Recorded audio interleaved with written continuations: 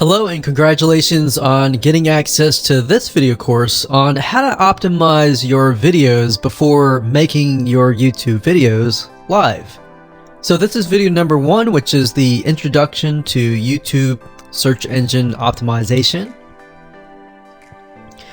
So I want to first start out by saying the goal is to focus on doing the right amount of keyword research and video file automation before actually uploading any of it to YouTube. So essentially this is all about what most people forget about doing before making their YouTube video live. Because if you think about it, most people think about, okay, what do I do after I upload this video? They don't really think about what they have to do before making it live. So this is not about what you can do afterwards, as that is a totally different focus, but rather before. So besides simple optimization, you really need to know that YouTube ranks the videos that people watch the longest. Meaning, let's say for example that we have a 10-minute video. YouTube looks at that video. They look, yes, at the likes, dislikes, and comments, but they also look at, okay, do people actually watch most of this video? And based on, let's say, 1,000 views, how many of those 1,000 views actually watched either 50% or 100%, or how many minutes total? 1,000 times how many minutes was watched. So they really look at how long people watch the videos as a whole. Meaning the more viewers and the longer that they watch, that will get you ranked up further and further up. So instead of focusing on, spammy tactics, tons of backlinks, and all of that, our goal here is to really focus on the user experience. So what I want to do now is give you a quick overview of what's inside this video course. This is, of course, video number 1. Video number 2 is going to be about competitive research, or in other words, researching your competitors to kind of get a better idea of why YouTube is ranking those videos. Video number 3 will talk about highly searched keyword terms and how you can find those for your product or service or whatever you're trying to promote. Video number 4 will talk about your title and your description. Video number 5 will talk about video file optimization. So we're going to optimize the actual file, because each file has essentially information in it. And of course, video number 6 will talk about why your thumbnail is important and how to make it professional and good looking. And video number 7 will talk about video length and why that matters. We talked briefly about it just now, but I'm gonna dive in deeper in that video. And of course, last but not least, I'm gonna give you a secret tip on how to outrank your competitors in video number 8. So before we get started, I want to talk about what you need to have in hand. You're definitely going to need your product or service and an idea of the niche that you're targeting. You also need to have a video that is ready to be uploaded. And with that said, let's move on to video number 2. Hello and welcome back. This is video number 2. So let's talk about competitive research. You see, the best way to understand how you can rank better is to know what is already ranking in your niche or your market. So what we want to do here is we want to analyze the videos that are on the top. And I want you to specifically look at what titles, what descriptions are they using, and what thumbnails are they using that are eye-catching. And what is the user experience like when you click through those videos? So let's go ahead and do some competitive research. So for the sake of making sure that we find YouTube videos that actually relate to promoting a product what I want to do now is just to pick a product out of the blue and let's take a look at YouTube. So one product that I've been using for a while now, which has been really awesome, is called the Instant Pot. It's basically a pressure cooker that cooks food at a really fast rate. So what we're going to do is we're going to hop on over to youtube.com and we're going to type in Instant Pot and see what we get. So I'm not going to click enter just yet because I'm interested in getting an idea of what kind of potential keywords that we could rank on, or what potential videos that we can create. And we'll talk more about this in the next video. But for now, let's just do some basic keyword brainstorming and then of course do some competitive research. So Instant Pot, we got Instant Pot recipes, we got Instant Pot ribs, Instant Pot roast. So let's just click here and see what we get. Now we can see how to use Instant Pot has 316,000 views right here. Instant Pot chicken, top 6 easiest things to cook in your Instant Pot, perfect for beginners. All right, so let's just take a look at the top 3. So let's go ahead and open those up.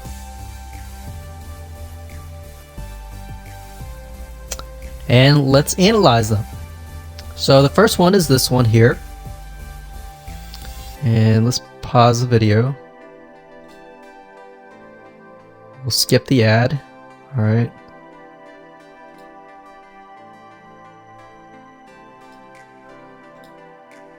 Okay, so how to use the Instant Pot 101 for beginners.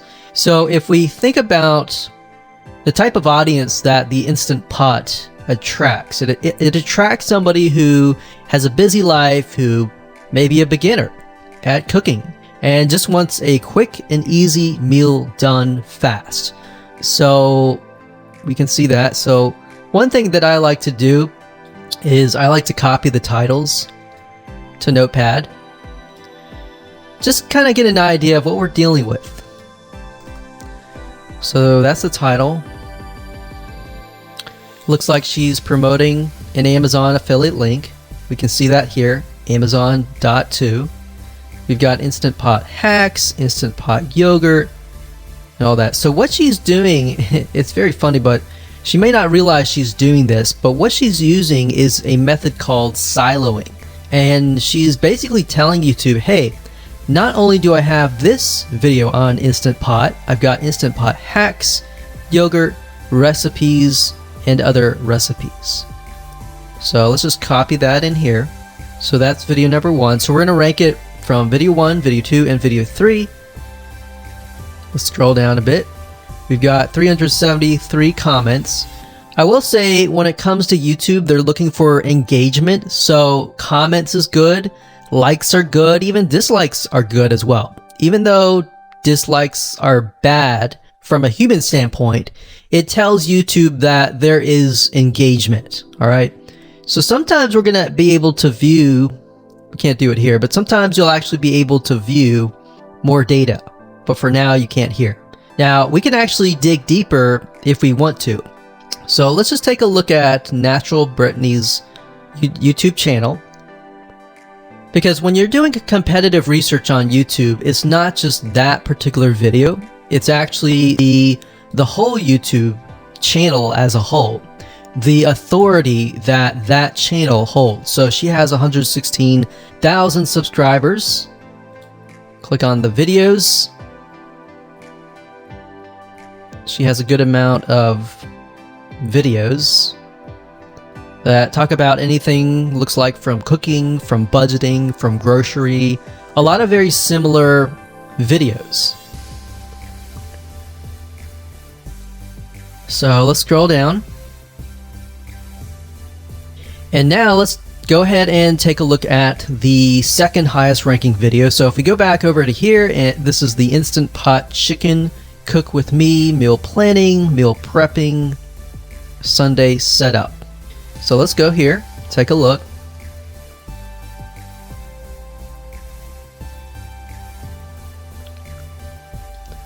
Okay, let's see here. So it's a 20-minute video, all right, and it has 658 likes, 5,000 views. If we take a look at this video here, this has 320,000 views and 7,000 likes. Now, notice how it says 13 minutes here, and notice how it says 20 minutes here. We'll go back to this later on. All right, so we'll talk more about why a certain amount of time of your video is important, why the timing is important, and why is it that this lady has only 5,000 views, whereas the other lady has 300,000, and this lady is ranked right below that lady. All right, so why is that important, and why does that correlate to the time? So we'll talk more about that later on. But for now, let's just do competitive research. We're not trying to figure things out right now, and go from there. So if we take a look at the description, it says cook with me as I try a new recipe with Instant Pot. So the description contains the keyword. Sunday setup. Looks like she's got some Amazon links. And if we think about Instant Pot, who could it be targeting? All right, so this lady calls out people who are trying to prep on Sunday. So if we can get an idea of who it's targeting mothers, it's targeting people who are busy, who maybe only have time on Sundays to set things up. And chicken is a common thing, so maybe she's getting a lot of clicks. We don't know exactly, but we know that the headline and the description work together and getting clicks. All right, back over here, this is the third one. So let's take a look at this one. So this one is 8 minutes, but it has a lot more views than those other two videos. But it's shorter. It's shorter, but it has longer amount of views, and it's third. It's got 11,000 likes and 633 dislikes. If we scroll down, we can see that it has more comments than the first one. So why is it that the first one is number one and this one is the third one and it has more views and more comments? Well, we don't know exactly why, but I have a hunch as to why that is, which we'll talk more about ranking and what Google and YouTube is looking for later down the road. So that's that. Let's just copy that title. And I'm going to go ahead and pause this video and we'll copy and paste that information to the notepad. Okay, so I went ahead and copy and paste the information. So this is video 1, this is video 2, and this is video 3 down below. So let me make this bigger so we have this information. So as we're kind of analyzing the competitor, we want to save this for later, but can you kind of see a similarity here? So this is calling out the target audience. This is calling out the people who are busy, essentially. And top 6 ways, top X ways, top certain number ways is always a good title. So perfect for beginners. So if you can imagine, we already see that this title has beginners. This one's calling out perfect for beginners. And this one essentially is calling out people who are busy. So it's a target audience. So that's key. So having this in hand gives you a better idea on what potential titles and descriptions that you can have. Now you can do some deeper dive competitive research using specific tools. And one specific tool is called Social Blade. So that's socialblade.com, as you can see here. And I like to use this to kind of get a better idea of the YouTube channel as a whole. Because what you're trying to figure out is, did this person rank because their channel as a whole has a lot of traffic? Or did this person rank simply because of the titles and the description? So there's many factors that come involved, but let's take a look at Naturally Brittany. So let's go ahead and copy this. And you basically want to come here and type in the username of the YouTube channel. So we'll go ahead and click this here. Okay, so we can see here that this is naturally Brittany, 116,000 subscribers. She's got 19 million video views. So that kind of gives us an idea of how easy it is to break through. Is it easy? Is it going to take a little bit work or what? So let's just go ahead and open her up, and let's do the same thing with the other videos. So this one is marriage and motherhood. We got that here. So she has 7 million video views. So it's about half of what we saw earlier. And this one is called Six Sisters Stuff. And this one has about 9 million video views.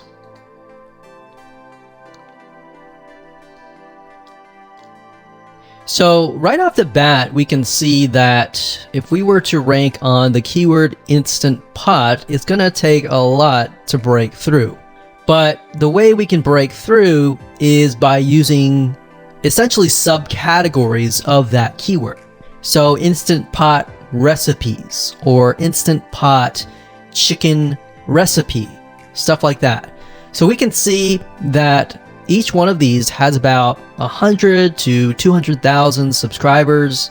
So you're gonna have to be competing against that. Now, obviously, if you have a good size YouTube channel, that will usually mean that you can break through fairly easily. But if you're just starting out, then breaking through on that keyword is going to be a little bit more difficult. So the next question is, what keywords should you use? And we'll discuss that in the next video.